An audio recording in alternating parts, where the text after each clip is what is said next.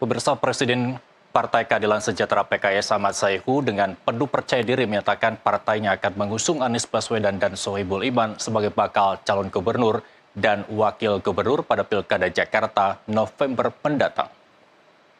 Nama-nama yang kemudian dibahas dalam rapat PKS menjadi partai pertama yang mengusung Anies Baswedan sebagai calon gubernur yang akan berlaga di Pilgub Jakarta. Partai pemenang pemilu di Jakarta ini memplot Anies berduet dengan Muhammad Sohibul Iman. Yang sudah mengusulkan calon gubernur DKI ke DPP PKS. Disusul kemudian calon wakil gubernur DKI kepada DPP PKS.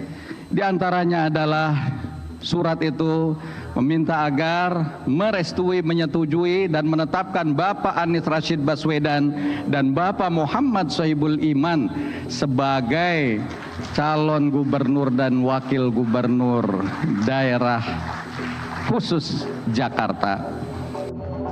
Di tengah perjalanan ke Eropa, Anies merespons keputusan Dewan Pimpinan tingkat pusat PKS itu. Terima kasih dan apresiasi atas sikap PKS hari ini yang tadi disampaikan oleh Bapak Presiden. Insya Allah sekembalinya ke tanah air, kami akan segera berkomunikasi dengan pimpinan PKS untuk membahas langkah-langkah lebih jauh untuk tindak lanjut ke depan. Begitu juga dengan pimpinan-pimpinan partai yang lain. PKS memang telah mengusung Anies Sohibul Iman. Tapi PKS hanya memiliki 18 kursi di DPRD Jakarta. PKS perlu menggait satu parpol lagi untuk menggenapi syarat maju Pilgub Jakarta, yaitu 20% dari total kursi di Kebon Sirih. Itu setara dengan 22 kursi. Dari Jakarta, tim liputan NTV melaporkan.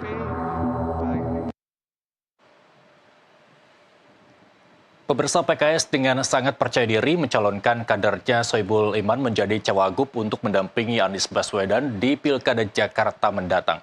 Seberapa besar kepercayaan dari diri PKS pengusung Anies Sohibul, dan untuk membahasnya bersama kami sudah hadir di studio Wakil Ketua Majelis Syuro PKS Hidayat Nur Wahid.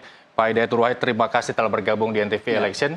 Pada hari ini kita tahu dinamika PKS mulai dari pengusungan calon gubernur Sohibul Iman, terus kemudian belum genap sepekan ada keputusan lagi dari Presiden PKS Ahmad Saihu untuk menyandingkan Sohibul Iman sebagai bakal calon wakil gubernur mendampingi Anies Baswedan. Apa yang menjadi pertimbangan PKS dengan dinamika secepat ini, Pak Hidayat Nur Wahid? Ya, PKS adalah partai kader, partai yang dimenangkan oleh warga Jakarta di dalam pemilu legislatif kemarin di Jakarta. Dan sudah sangat seharusnya bila kemudian PKS mendengarkan aspirasi dari kader-kadernya melalui struktur Dewan Pimpinan Wilayahnya Jakarta yang sudah menyampaikan aspirasinya dan atau usulannya sejak tanggal 25 Mei tahun 2024. Jadi sudah hampir 1 bulan sebelum kami di DPTP kemudian memutuskan. Kami juga mendengarkan aspirasi akar rumput, baik itu akar rumput dalam konteks keumatan, akar rumput dalam konteks profesi, akar rumput dalam konteks sosial gitu ya. Mereka sangat berharap gitu ya, dan apakah melalui WA atau melalui komunikasi langsung ya, atau bahkan ada yang datang ke kantor DPP PKS. Misalnya bahkan ini komunitas non-muslim.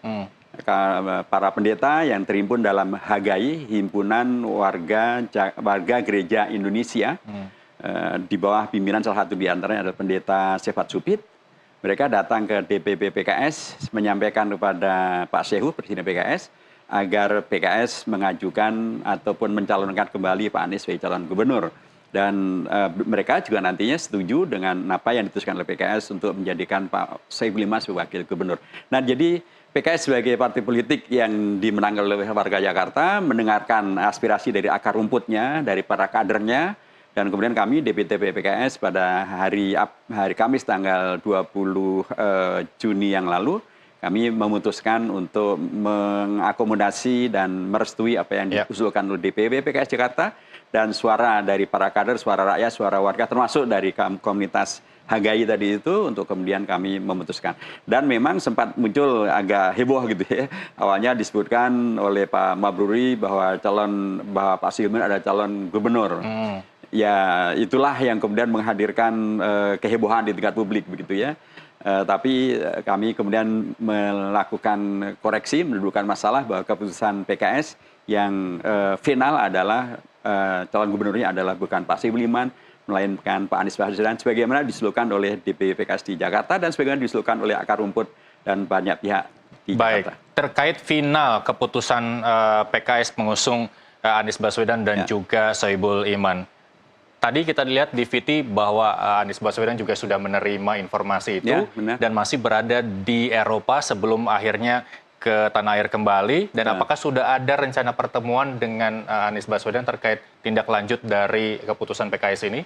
Ya, memang apa yang diputuskan oleh DPT PKS tanggal 20 Mei hari Kamis siang, itu sore harinya sudah dikomunikasikan langsung kepada Pak Anies Baswedan. Dan malam harinya, malam Kamis, bertemulah Pak Anies Baswedan dengan Presiden PKS. Dan disitulah Presiden PKS menyampaikan keputusan PKS bahwa PKS memutuskan calon gubernurnya adalah Pak Anies dan calon wakil gubernurnya adalah Pak Sohibul Iman. Dan sebagaimana disampaikan oleh Pak Saihu, Pak Anies Baswedan sangat senang, seperti yang beliau sampaikan secara langsung, dan beliau menerima keputusan daripada PKS ini. Dan memang dengan Pak Sohibul Iman, beliau sudah mempunyai jejak yang panjang gitu ya, sejak tahun 2017 ketika Pak Anies Baswedan dicalonkan oleh PKS dan Gerindra, dan karenanya PKS menarik kadernya Pak Mardhani Alisera untuk tidak maju dalam Pilgub dan Pilwalgub di Jakarta tahun 2017. Yang menandatangani SK PKS itu adalah Pak Sohibul Iman.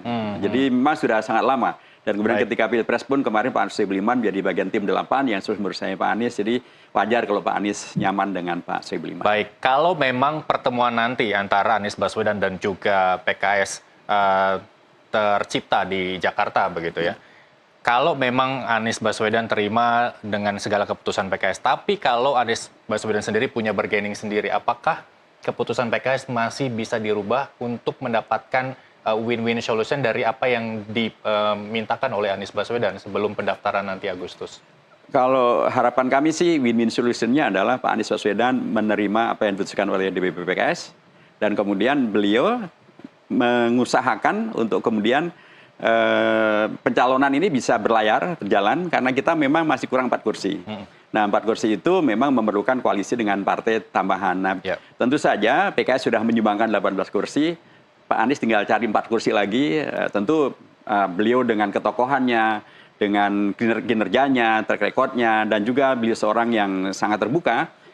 Saya yakin sih banyak partai yang menghendaki beliau bukan hanya sebagai calon presiden, sebagai calon gubernur, bahkan mungkin jadi kadernya gitu. Jadi sangat mungkin itu bisa Nasdem, bahkan bisa PKB dan bisa juga PDIP. Kalau kemudian mereka mengajukan Anies sebagai calon sebagai kader mereka sebagai calon gubernur dan kemudian calon wakil gubernur dari PKS, itulah win-win solusinya. Baik, kita tunggu nanti hasilnya pertemuan Anies Baswedan dengan juga PKS. Nah, berkaitan dengan elektabilitas Anies Baswedan, memang tidak bisa dipungkiri bahwa elektabilitasnya masih di posisi pertama di lembaga survei untuk Pilgub Jakarta. Bagaimana dengan elektabilitas Sohibul Iman? Apakah PKS sendiri sudah melakukan survei intern sebelum dilempar ke survei eksternal, Pak Hidayat? Kalau survei internal kita sejak dari awal sudah selesai ya. Dalam ketika kemudian kami memutuskan Pak Sohibul Iman, ya belilah yang terbaik dari kader-kader yang kita miliki di Jakarta. Dan memang itu kan terbaik dari Pak Sohibul Iman itu kan sangat terukur ya. Kalau kaitannya sebagai misalnya beliau sebagai warga di Jakarta yang terkait dengan Jakarta. Beliau pernah terpilih menjadi anggota DPR RI dari Dapil Jakarta II, Selatan, Pusat, dan Luar Negeri. Itu tahun 2009-2014. Bahkan beliau kemudian menjadi Wakil Ketua Komisi 11. Dan bahkan beliau nanti menjadi Wakil Ketua DPR. Jadi dari Dapil Jakarta, beliau mengangkat nama Jakarta untuk kemudian beliau berkiprah di DPR. Kalau kemudian ukurannya terkait dengan, dan selama ini hubungan beliau dengan partai-partai maupun dengan DPR maupun dengan rakyat juga amat sangat baik. Jadi dari sisi elektabilitas Pak Sohibul Iman sebagai pribadi sudah teruji, tapi terutama mesin politik PKS itu akan menjadi amat sangat solid ketika di situ ada kader yang diusung sendiri oleh PKS. Apalagi ini bukan kader kaleng-kaleng, ini kader yang pernah menjadi presiden PKS dan sekarang malah menjadi wakil ketua Majelis Syuro PKS. Ini pasti akan menggerakkan daya juang daripada kader PKS di Jakarta. Kemarin kita PKS di Jakarta mendapatkan suara 1 juta sekian ribu suara. Pak Anies mendapatkan suara dalam Pilpres kemarin 2.650.000 sekian suara. Kalau itu diakumulasikan berarti sudah 3.700.000 suara lebih. Itu sudah hampir di atas 50% loh, Pak. Okay. Karena peserta pemilu di Jakarta, Pilgub di Jakarta hanya 7,5 juta suara atau 7,8 juta suara. Ya terdaftar sebagai peserta pemilu. Nanti peserta pemilunya kalau katakanlah 80%, itu yang modal awal tadi sudah sangat cukup untuk kemudian Pak Hidayat Nurwahid, saya buka data tapi kalau ada kekeliruan tolong koreksi. PKS mendapatkan 18 kursi di DPRD, masih butuh 4 kursi lagi untuk maju mendaftar Pilgub Jakarta. Terus kemudian PKS juga mengantongi sejumlah wilayah seperti Jaktim, PKS menang, terus kemudian Jaksel dan juga Jakpus, begitu ya. Tapi masih butuh suara di Jakbar dan juga di Jakarta Utara. Tapi saya belum bertanya soal apa yang dilakukan PKS untuk memenuhi suara itu, terus kemudian apa yang dilakukan PKS untuk memenuhi 4 kursi itu. Terakhir sebelum kita break up, sudah sejauh mana PKS melakukan pendekatan-pendekatan dengan partai politik yang ada, baik partai politik yang kita bisa bilang kecil maupun besar sekalipun? Ya, alhamdulillah kemarin pimpinan dari Perindo datang ke kantor DPP PKS dan di sana kemudian Presiden PKS juga menyampaikan tentang perkoalisian ini dan pimpinan Perindo waktu itu menyampaikan puji-pujian yang luar biasa terhadap kinerja Pak Anies. Dengan Nasdem komunikasi juga sudah sangat intensif ya, bahkan kalau tadi malam Jumat Pak Sehu bertemu dengan Pak Anies, Jumat paginya atau hari Jumatnya ketemu dengan Pak Surya Paloh. Dan dengan PKB memang belum ketemu ya, karena Pak Caimin waktu itu masih haji. Mungkin setelah beliau pulang haji ini saya kira akan bisa segera ada komunikasi. Tapi kata kuncinya adalah kami yang pernah terhimpun dalam koalisi perubahan, insya Allah tidak sulit untuk kami berkomunikasi. Apalagi dari pihak PKB pun sudah menyampaikan satu pernyataan, salah satu di antaranya mereka bisa menerima Pak Soebul Iman sebagai wakil gubernur Pak Anies bila Pak Anies bukan kader PKS. Nah kan itu tadi win-win solution-nya kan. Karena memang kan Pak Anies itu bukan kader PKS. Jadi kalau kemudian PKB mau mengambil Pak Anies sebagai bukti bahwa PKB adalah yang plural gitu kan. Karena PKB kan disebut sebagai kelompok Islam tradisionalis gitu. Sementara Pak Anies masuk kelompok Islam modernis. Kalau kemudian berarti cocok ideologi Pak Anies untuk di PKS kan ya Pak Hidayat Nurwahid? Kalau ideologinya sih PKS cocok dengan semuanya. Karena kita ideologi kita pastilah Indonesia. Tapi yang jelas agar kemudian tidak disebut bahwa ini seolah-olah diborong oleh PKS gitu ya. Maka memang sebaiknya Pak Anies itu bisa diambil dari partai yang lain dan kemudian berkoalisi dengan PKS. Baik, kita tahan dulu. Kita akan nanti cocok logi, bongkar pasang 4 kursi dan pemenuhan suara PKS yang kurang di wilayah Jakarta. Tapi usai jeda berikut, pemirsa, NTV Election masih akan kembali sesaat lagi.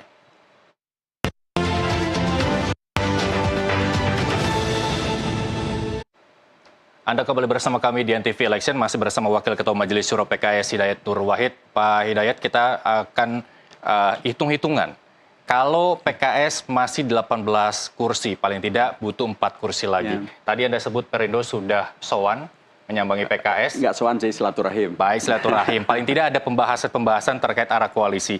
Perindo punya 1 kursi, paling tidak butuh 3 kursi lagi. Pemenuhan 3 kursi ini untuk mendukung kepercayaan diri PKS maju untuk mengusung Anies dan juga Sohibul Iman, akan pendekatan ke siapa lagi dan seberapa persen kemungkinan mereka bergabung bersama PKS? Ya, sebelum Perindo ke PKS tadi sudah saya katakan, pada hari Jumat, 1 hari setelah kita memutuskan itu, Presiden PKS sudah ketemu dengan Ketua Umum Nasdem, Pak Bang Surya Paloh. Dan Bang Surya Paloh memberikan sinyal yang sangat menggembirakan. Jadi kalau misalnya PKS dengan Perindo saja, itu sudah PKS 18 kursi, Perindo 11 kursi, sudah 29 kursi. Sudah lebih 7 kursi dari yang diperlukan gitu. Apalagi kalau ketambah dari Perindo, mungkin juga kawan-kawan dari PKB, mungkin juga kawan-kawan dari PDIP akan mendukung. Mungkin begitu saja, dan itu artinya adalah jumlah yang sangat. Jadi kalau hanya untuk memenuhi batas minimal, insya Allah akan sangat terpenuhi. Baik, pendekatan ke partai mana lagi yang memang kansnya ataupun kemungkinannya itu lebih dari 70%, 90%, bahkan 100% akan gabung bersama PKS? Ya, relatif kan petanya sudah terukurnya. Kawan-kawan dari Koalisi Indonesia Maju akan mengajukan calon, gitu ya. Di situ, ya itu berarti pendukung 02. Pendukung 03 ada PDIP dengan P3 yang dapat kursi di DPR. Sorry, hanya PDIP saja. Ya. Karena PDIP pun karena tidak melampaui electoral threshold akhirnya tidak mencapai kursi. Jadi sebenarnya PDIP juga masih kurang karena mereka baru 15 kursi. Nah, kita di koalisi perubahan dulu yang 01 kita sudah sangat lebih itu. Kalau PKB dapat 10 kursi, kemudian Nasdem 11 kursi, 21 kursi, tambah PKS 18 kursi, berarti 39 kursi. Ya. Jadi kalau kami kembali kepada koalisi Pilpres dengan koalisi perubahannya, kami sudah lebih dari cukup. Tapi minimal kita komunikasi yang sudah sangat dekat dan kemudian juga sinyal yang sangat kuat bisa disampaikan dari Pak Surya Paloh, dan mudah-mudahan ini akan bisa berlanjut sehingga dengan demikian maka kekhawatiran kekurangan 4 kursi itu sudah terjawab dengan kelebihan 7 kursi malah. Baik, kalau untuk pemenuhan ataupun pengisian wilayah-wilayah yang memang tidak terjangkau oleh PKS, tadi saya sebut Jakarta Timur, Jakarta Selatan, dan Jakarta Pusat, PKS sudah memegang begitu ya, paling tidak untuk Jakbar dan Jakut. Kalau menurut dari hasil dan Kepulauan Seribu, menurut hasil Jakbar Jakut dimenangi oleh PD Perjuangan. Jika memang PD Perjuangan akan merapat ke PKS, sebelumnya memang sudah ada wacana ataupun ucapan dari kader PD Perjuangan untuk mengusung Anies juga begitu. Kalau melihat kondisi seperti ini, apa daya tawar dari PKS untuk PD Perjuangan? Ya, secara prinsip untuk pilkada ini tidak sekedar tentang partai-partai politik kemarin memenangkan di mana dapat berapa, tapi juga kandidatnya dalam konteks ini adalah Pak Anies gitu ya. Karena Pak Anies pada waktu Pilpres kemarin mendapatkan suara 2.650.000 suara. Beliau hanya kalah 40.000 suara dengan Pak Prabowo yang mendapatkan 2.690.000 suara sekian. 40.000 suara. 40.000 suara itu posisinya adalah orang memilih tokoh yang bernama Pak Prabowo. Dan di sana ada Pak Anies. Nanti pada waktu Pilgub tahun 2024, kompetitornya bukan Anies lawan Prabowo, tapi Anies lawan calon gubernur yang lain. Nah, calon gubernur yang lain ini belum teruji dalam konteks elektoral di Jakarta, ya. Dan apalagi kalau kita detailkan lagi, ternyata suara Pak Prabowo yang 2.690.000 itu, ternyata 470.000 sekian adalah suara dari luar negeri. Karena luar negeri masuk ke Jakarta. Nanti waktu Pilgub, luar negeri nggak ada. Jadi kalau 400.000 suara dari luar negeri itu dikeluarkan dari penghitungan hasil pemilihan di Jakarta, maka yang menang adalah Pak Anies Baswedan. Karena tadi beliau kalah hanya dengan selisih 40.000 suara. Di situ ada suara luar negeri. Suara luar negeri ternyata untuk Pak Prabowo 400.000 lebih. Selisihnya 300.000 suara sekian. Jadi, nah ini tentu suara yang ada di Jakarta Barat, Jakarta Utara, Kepulauan Seribu, dan lain sebagainya. Jadi kami tidak risau dengan kondisi ini, dan apalagi kalau kemudian ditambahkan fakta bahwa yang diajukan oleh PKS ini adalah kadernya sendiri, bahkan mantan presidennya, Ketua Majelis Syuro ini akan membangkitkan sebuah gairah perjuangan yang luar biasa dan akan menembus batas-batas yang tadi itu, ditambah dengan apa yang didapatkan oleh Pak Anies, insya Allah kita akan bisa menghadirkan apa yang diharapkan bagi warga Jakarta dan PKS. Kalau tadi ada sebut PKB, terus kemudian Nasdem, Perindo dengan perolehan 39 kursi. Tapi saya mau memberikan informasi terkait pernyataan dari Ketua Umum PKB Mohaimin Iskandar yang menyatakan sampai saat ini belum berniat memasangkan Anies Baswedan dengan Sohibul Iman di Pilgub Jakarta, meski ada deklarasi dari DPW untuk mengusung Aniesnya. Kalau misalkan memang PKB memilih jalan sendiri begitu ya. Untuk Nasdem sendiri, seberapa besar keyakinan PKS bahwa Nasdem akan bergabung? Ya, kita tahu bahwa Nasdem itu partai yang rasional, partai yang kemudian berani mengambil risiko ya. Dulu waktu mencalonkan Pak Anies sebagai calon presiden, bahkan Nasdem adalah yang paling duluan. Risikonya kita tahu sangat berat gitu kan, ada 2 menterinya yang kena, kemudian ada macam-macam lah gitu. Sementara sekarang ini risiko itu hampir tidak ada.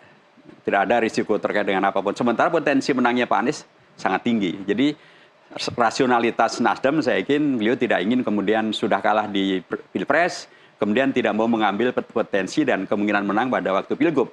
Nah, bila demikian maka kemungkinan besar Pak Surya Paloh yang tokoh yang dikenal sebagai ungkapannya adalah suatu hal yang bisa dipegangin, ya itu satu hal yang kemudian akan bisa menghadirkan perahu yang bisa berlayar untuk memenangkan Anies Baswedan, Sohibul Iman agar amanlah Jakarta dengan menangnya Aman, Anies, dan Sohibul Iman. Baik, ada isu 3 poros pada Pilgub Jakarta 2024. Itu artinya masih ada pendekatan yang memang harus dilakukan oleh semua partai politik untuk mengisi minimal kursi 22 untuk maju di Pilgub Jakarta. Bagaimana PKS ini menanggapi ini? Ini karena kalau benar 3 poros terjadi, itu artinya bahwa akan semakin kecil kemungkinan PKS meraup suara yang tadi Anda sudah sebutkan beberapa wilayah yang memang bisa diisi oleh parpol lain. Belum tentu juga, karena sekali lagi pilkada ini atau pilgub ini adalah terkait dengan figur. Jadi, nah figur-figur itu dalam konteks ini, figurnya Pak Anies sangatlah menarik. Dan sementara 3 poros yang lain belum jelas kan siapa yang mau diusulkan. 2 poros yang lain itu katakanlah poros, ya bisa jadi kan sempat muncul juga PDIP sama PKB, atau PKB ngajak PDIP, kan itu muncul. Katakanlah itu 1 poros. Kemudian poros Koalisi Indonesia Maju 1 poros. Nah sekarang siapa yang akan dimajukan oleh poros Koalisi Indonesia Maju dan siapa yang diajukan oleh poros PDIP PKB atau PKB PDIP? Bila kemudian dikompetisikan dengan ketokohan Pak Anies, ya kita bisa lihat kira-kira siapa yang lebih diterima oleh warga Jakarta. Jadi bagi kami tidak ada masalah 2 poros atau 3 poros, tapi memang menghadirkan kompetitor yang kompetitif itu sangat baik untuk menghadirkan Jakarta yang demokratis, Jakarta yang bergairah. Saya hanya ingin mengingatkan apa yang sudah disampaikan oleh KPK. KPK pernah mengingatkan setelah Pilpres kemarin, dengan begitu banyaknya kasus yang terkait dengan gelontoran yang disebut sebagai bansos, KPK menyampaikan bahwa jangan sampai nanti menjelang pilkada berulang lagi penggelontoran bansos. Jadi kalau sekalipun warga Jakarta kalau merujuk pada Pilgub tahun 2017 bahwa penggelontoran bansos ini juga sudah terjadi. Tapi ternyata warga Jakarta waktu itu juga ada 3 calon loh, Pak. Waktu itu ada 3 calon dan Pak Anies waktu itu belum setenar sekarang, belum terbukti kinerjanya seperti yang sekarang. Tapi ternyata Pak Anies bisa memenangkan pada putaran yang kedua. Jadi kalau sekarang ini kalau kemudian kawan-kawan partai mempertimbangkan mana yang lebih mungkin menang, ya Pak Anies yang lebih mungkin menang. Baik, kemungkinan siapa yang akan menang kita akan bahas juga termasuk cawe-cawe yang tadi Anda sebutkan begitu ya. Presiden nanti kita akan bahas juga. Tapi saya mau komparasi pada gelaran Pilgub beberapa waktu lalu, kita ingat bahwa ada nama dari luar Jakarta yang meloncat tinggi dan juga menjadi ancaman bagi warga Jakarta, calon Jakarta juga. Nah, bagaimana PKS menyikapi calon-calon yang memang dari luar Jakarta, sebut saja di Jawa Timur, terus kemudian ada di Jawa Barat, calon-calon yang memang muncul yang akan kemungkinan diusung oleh partai politik lain di gelaran Pilgub Jakarta?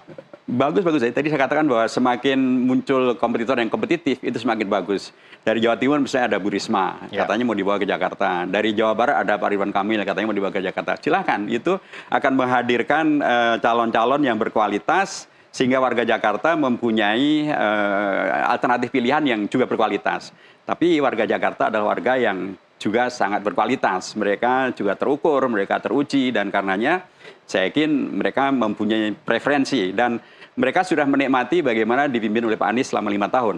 Dan sekaligus mereka kecewa ketika PLT gubernurnya melakukan begitu banyak hal yang tidak melanjutkan apa yang dilakukan oleh Pak Anies. Sehingga warga Jakarta rindu untuk kembali kepada kepemimpinan Pak Anies. Ada pajak bumi bangunan yang kemudian dulu digratiskan, sekarang dikenakan. Ada tentang jalur bersepeda yang kemudian dipersempit atau dikurangi. Ada tentang program, begitu banyak hal. Jadi ini malah semakin membuat orang melihat tentang kompetitifnya Pak Anies dikaitkan dengan kinerja.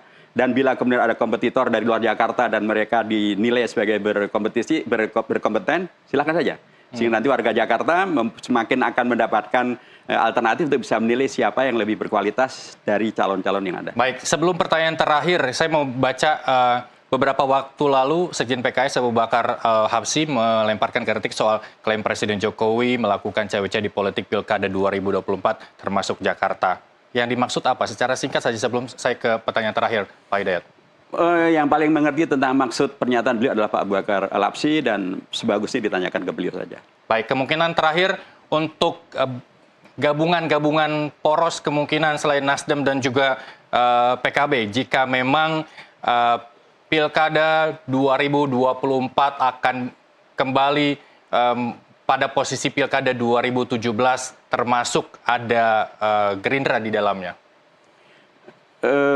Ya, potensi itu kalau sekarang sepertinya ya, karena kan kawan-kawan Gerindra sudah berada di koalisi Indonesia Maju gitu, dan mereka akan mengajukan calonnya sendiri, dan kemungkinan besar mereka tidak mengajukan Pak Anies sebagai calon gubernur. Sementara kami sudah membuat keputusan untuk mencalonkan Pak Anies. Nah, biarlah itu kemudian menghadirkan kompetisi yang kompetitif, yang fairness, yang betul-betul akan menghadirkan calon gubernur yang berkualitas, untuk menghadirkan pilkada yang berkualitas, gubernur berkualitas. Karena Jakarta ini kan sekalipun disebut akan tidak lagi menjadi daerah khusus ibu kota Jakarta, tapi daerah khusus Jakarta saja, tapi tetap faktanya Jakarta adalah tetap masih ibu kota Indonesia, karena belum ada kepres yang memindahkan ibu kota dari Jakarta ke Nusantara. Dan di Jakarta disebut sebagai akan menjadi pusat, bahkan menjadi kota global, pusat perkembangan ekonomi. Itu memerlukan pemimpin yang betul-betul berkelas global dan berkemampuan untuk mengelola ekonomi Jakarta dengan cara yang berkualitas. Baik, politik ini bergerak secara dinamis. Kita tunggu sampai waktu pendaftaran Pilgub Jakarta untuk PKS, apakah berkeyakinan untuk apa yang tadi disebutkan Pak Hidayat untuk mengusung Anies dan juga Iman tetap pada pendiriannya, atau akan berubah lagi, kita lihat nanti. Ya, insya Allah kita ingin Jakarta yang aman, karena kita tidak ingin merubah dari aman menjadi tidak aman. Baik. Anies Sohibul Iman. Baik, terima kasih Wakil Ketua Majelis Syuro PKS Hidayat Turuhai telah bergabung bersama kami di NTV Election. Kita berjumpa kembali di lain waktu. Wassalamualaikum warahmatullahi wabarakatuh. Dan pemirsa TV Election masih akan kembali dengan sejumlah informasi dari mancanegara. Usai jeda berikut, tetaplah bersama kami.